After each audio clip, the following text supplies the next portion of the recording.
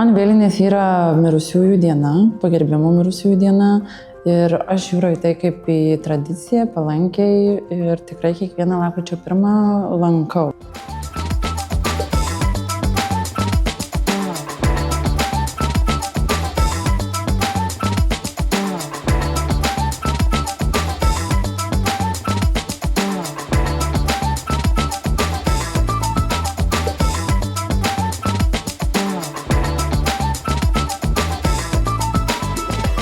Dabartinės tendencijos yra, kad einam į natūralumą.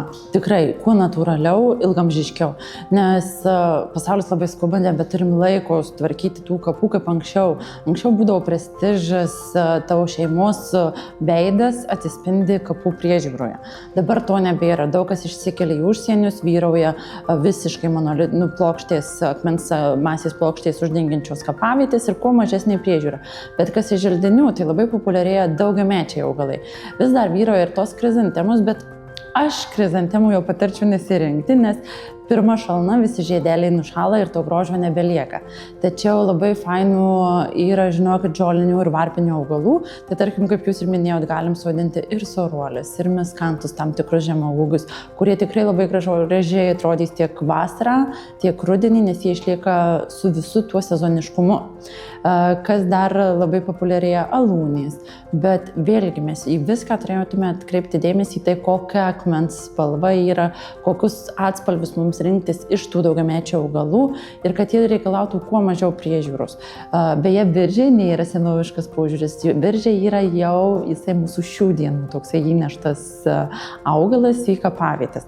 Anksčiau būdavo, kaip jūs ir minėjot, krizantemos, astrai, bet ir dabar naudojam astros. Bet šiaip sakyčiau, kad alūnės, saulėtose vietose šilokai labai populiarėja. Šilokai senovinis, tikrai iš seniai atėjęs augalas.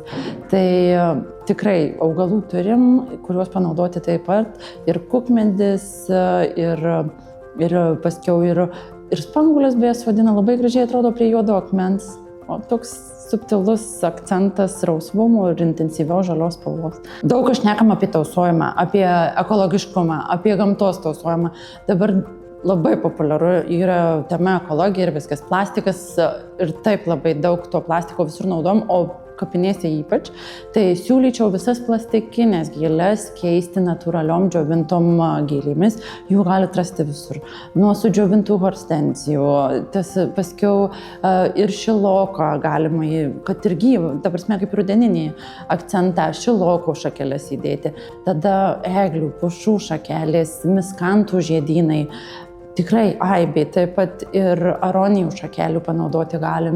Šiaip rinkitės stiklinius žibintus, yra tikrai didelis pasirinkimas, dabar tai siūlau tikrai ir tiek laidojimo namų parduotuvės, tiek įvairiausios namų apyvokos parduotuvės. Stikliniai žibintai, į kuriuos galite įdėti tiesiog parafino užpildytas indėklus žvakių, arba tiesiog galite pasirinkti netgi elementais maitinamas žvakes, kurios yra, žinom, kad lapkritis pas mus yra šaltas ir vėjuotas bei lietingas, tikrai neužbūs jūsų žvakelių, tik tiek, kad įsikraus baterijos ir jos nustos degti. Bet esmė yra, kad tai ilgamžiškumas ir tai tu labiau taip tausoji gamtą, negu kiekvieną sykį nešdamas kalnų žvakių į kapavietę. Ir ką labai norėčiau, kad žmonės tiesiog įsisąmonintų, kuo mažiau, tuo geriau. Ta lapkričio 1 tikrai labai graži šventė, kada pagerbiam tuos mirusius, bet užtenka po vieną žvakelę ant tos kapavietės. Ne taip, kaip anksčiau būdavo, kad dedam kiekvienam mirusiam po žvakę uždegam. Dabar tiesiog kapavietė po vieną, kad tiesiog tausotume gamtą ir aplinką toj, kurioje gyvenam. Projektą Kalendorius – mažorinė ir minorinė istorija iš dalies finansuoja Medijų rėmimo fondas. Parama 9 000 eurų.